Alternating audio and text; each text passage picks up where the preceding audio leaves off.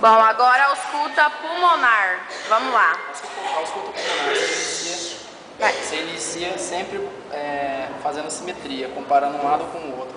Iniciando com o lado direito, acima da clavícula. Acima da clavícula, primeiro. É o ápice ali do pulmão. Isso, mas ele não vai especificar o nome, né? Tá. Certo? Primeiro, depois você vai fazer a comparação. E compara com a outra. Com outro lado. Postura, por favor. Isso. Segundo, abaixo da clavícula, você vai buscar do lado mesmo lado que você fez. Ó. Foi aqui, abaixa e vai aqui. Então, fiz 1, 2, 3 aqui embaixo, na clavícula. 3. Compara a simetria do outro lado. 4, certo? Certo. Ó, 5 abaixo do peito, mamilo, né? Certo?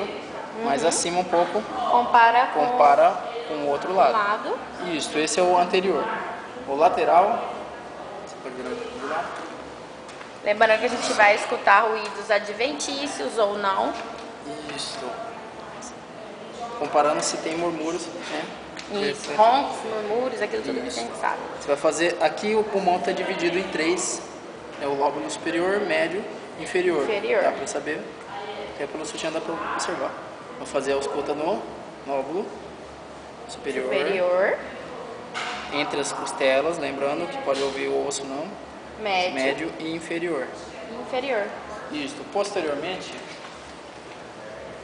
seria, você pede para a pessoa, poderia abrir um pouco abaixo, isso, não fica, pode ficar coluna reta, só abrir o braço. Tirar do campo de visão a escápula, né? Não pode pegar o osso.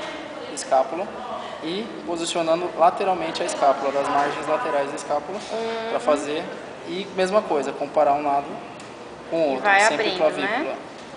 Isso, vai abrindo, vai para baixo e vai para o outro. O certo é fazer o que? Abaixar em sequência, tá? Então vai puxar daqui, busca para cá, daqui vai para baixo, aqui vai para lá, daqui vai para baixo, daqui vai para o lado.